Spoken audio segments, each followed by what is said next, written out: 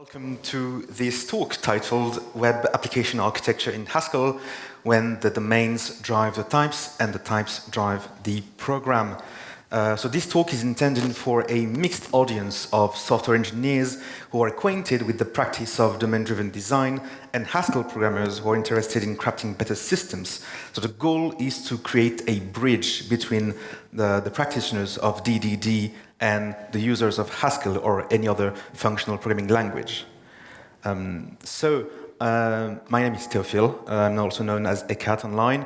I am a backend engineer at Scrive. We are a Swedish company who does digital identity and contract signature online. I am a former director of the Haskell Foundation. Now I'm more of a helping hand, but I'm still very much involved in the institutions of the language. I'm going to do a reminder of what Haskell is, what is possible to do with it, so that we can dip our toes in the water first. So Haskell is a pure functional programming language. So this brings us several concrete features, like native support for recursion without blowing the stack, for example, a type system that doesn't hate you, higher order functions, and many other features that almost every language has these days, except when they don't. I'm going to do a syntax primer on Haskell. This is, for example, a record declaration. You've got the type called record, its constructor, the fields. One of them is an int, one of them is a bool. You've got also a typical function declaration. You've got input type and output type on each side of the arrow. And you've got the argument before the equal and the body of the function after it. Well, that's fairly simple. Let's switch to the next level then. We know how to do polymorphism, so we know how to put constraints on input types without specifying too much, only just the bits that we want. Here I have a constraint on my input parameter, and if you have ever played with other languages like TypeScript or Rust, this is more or less what it looks like. So syntax is very clean and, for the same effect in the end. It's called ad hoc polymorphism. There's something that we're very proud of in Haskell. It's called observable effects, noted with the IO in the signature at the very end. So what is happening here is that when you want to do such things as writing on the standard IO streams like input or output or error, doing concurrency and reacting to independent input sources, or even just, specifying a timeout for your program, or recovering from exceptions. This is what we call observable effects. So it's something that is not directly the value that you return from the function, something that happens on the side. And so we are very clean people in Haskell, so we want to take some kind of accounting of these effects. So we denote that as IO. So do you remember the record? So there's the type name, which is called record, that will appear in a type signature. There is the constructor, aptly named record constructor. Well, guess what? Types also have types.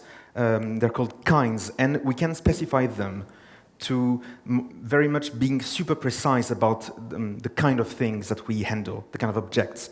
And this is going to be important because now we can also have other stuff instead of this type. We can have type-level unions and type-level records, even if we want to push the thing very far. So this is going to be useful for later, and we are going to see how it's useful. So two effects of using such a high-level programming language is that we can represent business domains more easily, and also we can do semantic tracking of effect. So how are we going to do such a thing? And in the end, the idea is that as opposed to tool sets where you have the business code in one place and the model checking in another place, like TLA plus or Alloy, where you have some very fancy stuff like temporal logic, you end up with two code bases. You have the code that you send in production and the code that tells you if you're doing the right thing. The idea is to mix the two and embed more capabilities into the code that you send in production. And during compilation, during CI, you get to know if you're doing the right thing. So, for example, here, so this is even higher level. Here, what I'm doing, I'm declaring a union of two tags. They are called visitor and admin, and basically, I have a record that's called user. And here, I can specify as a type level tag whether or not my user is a visitor or an admin. And so this is a way of locking the type, and especially locking the input type of functions. For example, if I want to view the back office of my website, I need to be an admin. You don't want to show the back office of your website to visitors. So here, the view back office function is not simply taking a user as an input. It's a user that is specifically an admin. It could be written with like a Boolean field in the user record that's called like isAdmin. Yes, but the code will not cease to compile so early in the development stage if you forget to check on this field of the record. And here we want to stop abruptly development as soon as possible when the code is realizing that it's trying to do something that we do not want to happen in production. The idea is always to project yourself. What do you want to happen in production? And how to make sure that it never is even compiled. So that's the idea. So we have this privileges type variable. The type is this union of visitor or admin.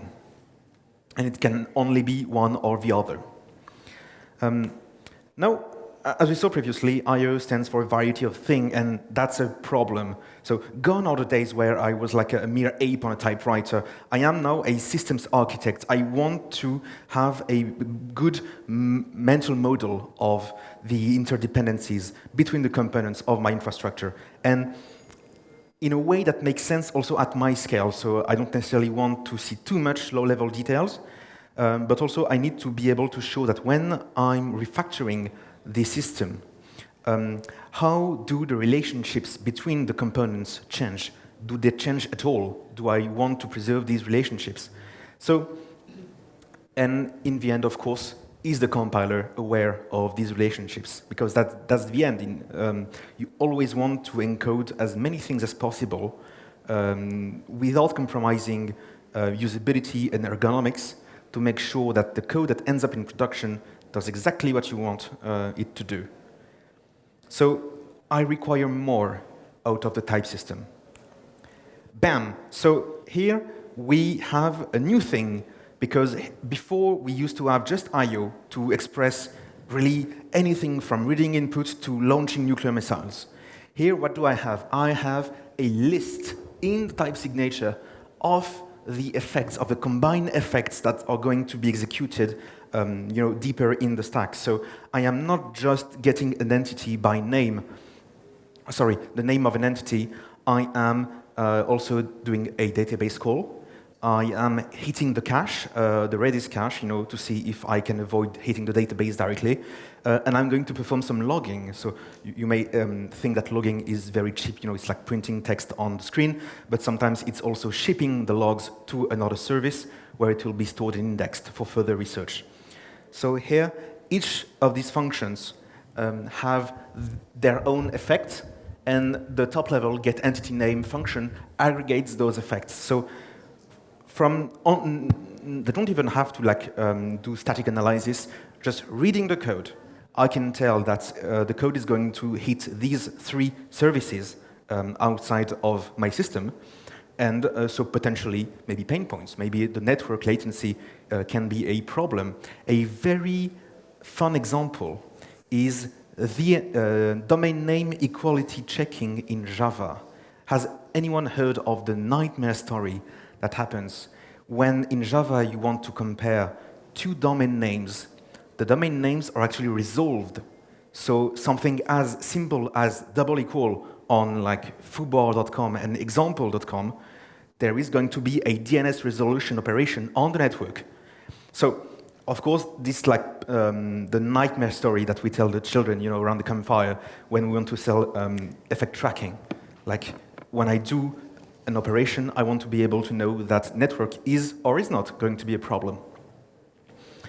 So the idea is when a type system is both strong and expressive, we get a lot closer to something called feeless refactoring. Why do I call it that? Because on Pro side, you get vibe checked by the compiler, which is pretty cool. You have this interaction with your machine that tells you in terms that you want to understand where something is going out of line. You don't want to hear about, out-of-bound pointers. You want to know that your function to view the back office is mistakenly accepting visitors instead of admins, which is pretty nice. On the con side, your worst enemy is yourself. So you really have to ask yourself the right questions, and this discussion that you have with the compiler, with the machine, actually it's really a discussion with yourself, because in the end the machines only do what we tell them to do. There are, however, limits to this mantra, correct by construction. When we write Haskell code, we represent, a perfect model of the outside. No, it is not the case, because Haskell is not a prover. We do not write mathematical theorems. We do not, compute mathematical solutions to problems. So write tests. Fortunately, it's not tests like 1 + 1 = 2. We have integration tests that, to interface with your other systems. You have property tests to make sure that a high-level property of a function still stands with a variety of random inputs, and that's pretty nice. End-to-end test, you want to be in the skin of a user, and clicking on the button, you want to make sure that it really, does everything that it's supposed to do from the user's perspective. So functional programming, not a solution to the problem of tests. Fortunately, we have more kinds of tests, so more problems of tests. So this gives us enough tools to focus on the topic of functional application architecture. So here I'm bringing you from the land of Haskell to the land of domain-driven design. There was an excellent talk by Matthias just before about bounded context, which I kind of retroactively integrated into my own. Thank you, Matthias, because we're going to talk about bounded context. It's very much an introductory piece of the presentation. So we have a bounded context. A bounded context is an autonomous subsystem. It is responsible for one or multiple workflows, and we want it to have clearly defined boundaries. And Matthias gave some nice, interesting heuristics to reason about bounded context. Can it be contacted as a third-party service? Can you buy the bounded context and the API interactions that go with it? Can you also maybe split off the stable, legacy business-critical code from the more experimental new stuff? For example, if you are in a company that gets, massively invested in by investors, and you want to develop many other cool things, you need to keep the business core intact, because that's the moneymaker. So you want to be able to reason in terms of, is this new thing that I'm developing going to crash and burn? Or can I perhaps reintegrate it into the money-making service? And of course, we want to be able to draw links between what changes together and what is completely not desynchronized, but has different life cycles. And so these are very interesting heuristics to think about, where do I draw my boundaries? For example, so the example of this talk, it's two things. It's a website called Flora.pm, which is an alternative package index for the Haskell ecosystem. And it has the dual purpose of being a community service, but also being a code base from which you can learn. And I think it's one of my rare prides in this world, that when people have questions about web application architecture in Haskell, I can link them to the relevant part of this code base. So the idea is that we have a web component that is tasked with interacting with the users on their screen, rendering the HTML. and all the interactions. We have a core component that will handle the database interactions and really define the core logic of the business. And the jobs worker, so it's a separate process that will process things asynchronously, fetch data from the outside in real time. So, and of course, you've got the Google trusty database, PostgreSQL forever.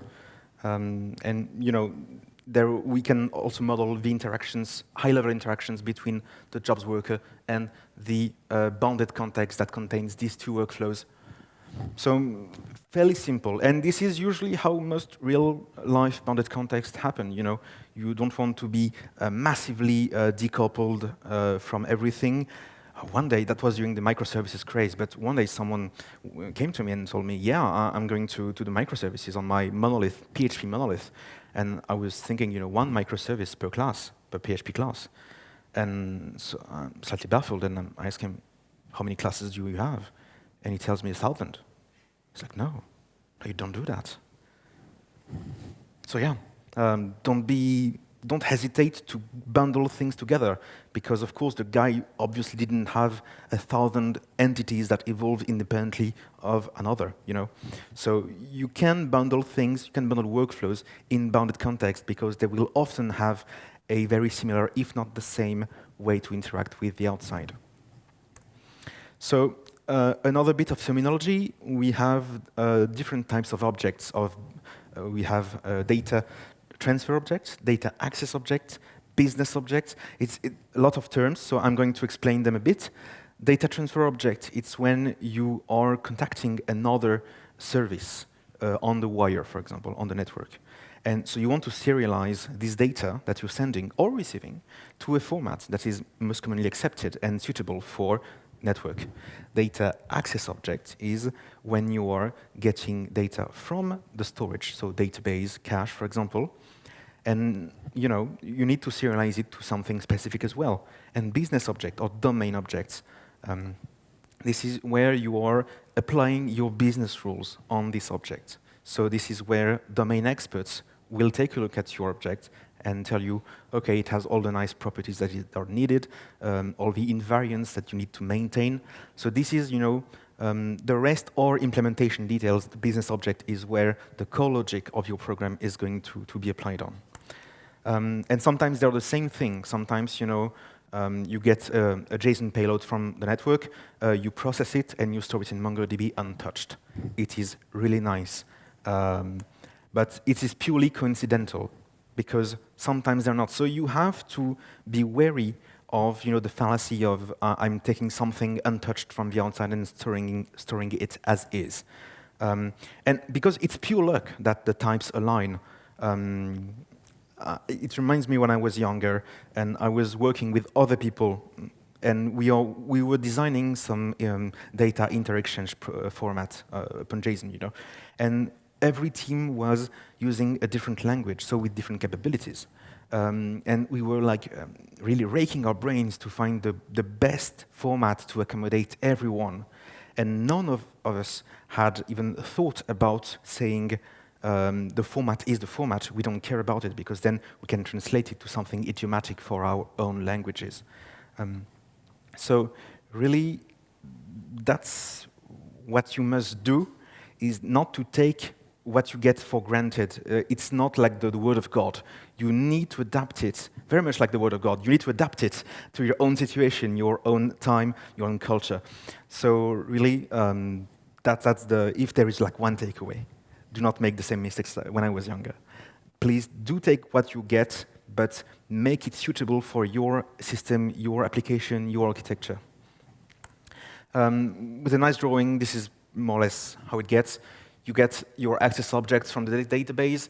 You get your transfer objects from the network, the bus, the communication bus, and you handle these business objects with your code. So yeah, if you want to adapt the previous schema, this is what it looks like. You have the DTO between the clients and the first bounded object. Data transfer object, actually the format is HTML. And we have data access objects for the communication with the database. And as I told you, domain-driven design is mostly applied, so you find some stuff that is against the canon. And you can remark that the arrow between the jobs worker and the other bounded context, it's a sign of entanglement. It means that you really put things together, and it's going to be harder with time to disentangle the two bounded contexts. So a little example, configuration, reading configuration from the outside. So reading configuration from an environment, a shell environment, you have a bunch of stuff that is text-based. You get text because the environment variables are text. But I'm not interested in text. What I want from a configuration of a database pool, from a port, from logging environment is, so I want the configuration from the pool, for the pool from the environment, but in the end, I need the pool itself. So I need to transform the type.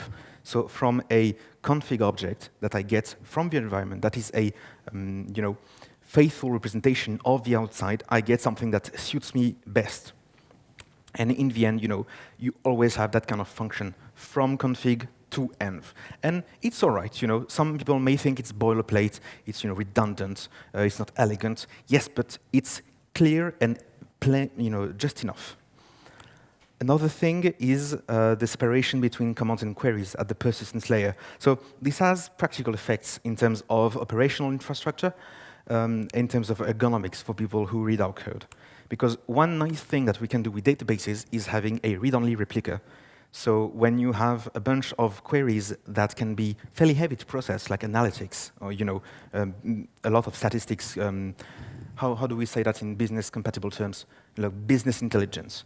You want to perform these operations on something that is not always solicited by the normal operations. So you want a read-only replica from which you read, which can be a little bit overloaded, and that doesn't prevent normal operations.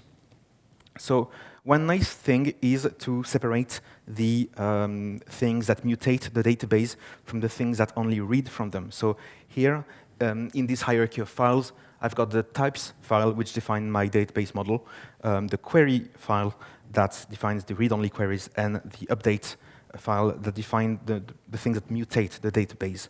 And if I qualify my imports in my code, so it's very low-tech, but it's a good visual indicator about the nature of a function, because I always name my functions like get package by namespace, and names are very beautiful.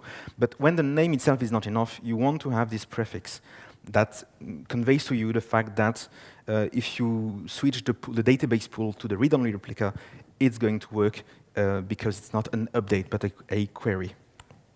And we can even go further. We can even go further because I wanted semantic tracking of effects. But I can also declare that my DB effect is not enough. I want to be able, at the types level, to know that a function can take the read-only database pool, the pool of connections, as an argument, instead of the mutating queries.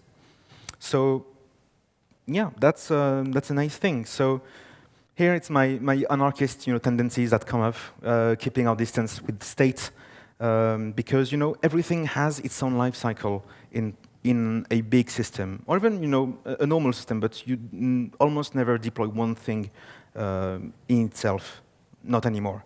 So a nice thing is that, for example, when we have the layer of persistence clearly defined, we can actually have multiple instances of our application.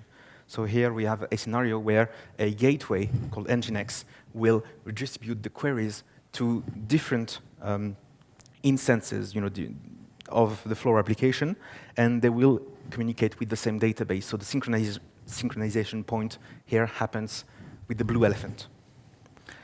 I'm going to make a short detour here. So it's something that is quite new in the ecosystem, and it's basically directing our workflows with types. So do you remember when I was talking about the user that can be either an admin or a visitor? So we can have something a bit more complex. We can have a state machine that basically enforces the types it gets. Not the values, because the values have to be checked at runtime. Here, I want to be able to make sure that the process workflow gets something that just arrived and will tag it as processed, and the sending back workflow function gets something that has been processed in every case. No possibility of misusing the matching on a property. It has to be the compiler that checks that for me. And it works. It works because when I try to do something that is nasty, the compiler will hold me accountable for what I wrote. And I am assured that this code never goes to production. So I'm going to give a couple of final advice for this presentation, and in general for web application architecture, because people might want to do stuff that is fantastic, or next generation, the future, or sometimes out of pure convenience. And there are two things that I most often see. For example, database layers that promise type-safe SQL. No, but why? Because if they promise some kind of type safety, it's trivial to implement, and they should have it in every case. But if they want to go further, they will have to start implementing the semantics of SQL at the level of types. We do not know today how to do this in a way that doesn't take 20 minutes to compile. This is a real life story, actually. So at my first company, we had like a fantastic toolkit. The code took 20 minutes to compile. So there's another problem here is SQL for development and PostgreSQL for production.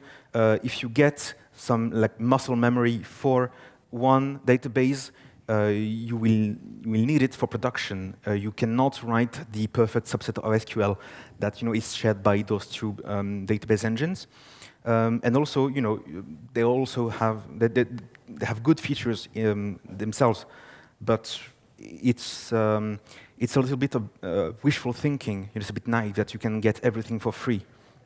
So you need to train yourself to use one, and locally and in production, because otherwise you're going to get PostgreSQL problems in production after months of developing on SQLite. So where to go from here? Because I can give advice on not what to do, but what should you do? Produce documentation.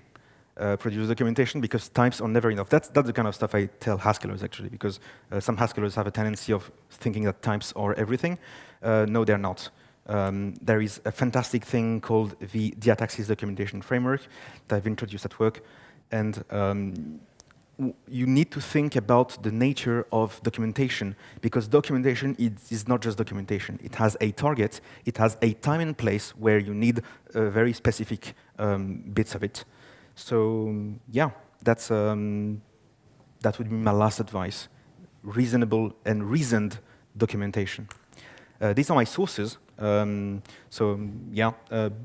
encourage you to read most of these things, except perhaps the hideous amounts of caffeine. My doctor was not very pleased. If you want to catch Cyril Marter in the corridors, you can. The hunt is open. And I really recommend you reading Domain Modeling Made Functional by Scott Vlashin. Really very nice book. And that is the end of this talk. Thank you very much.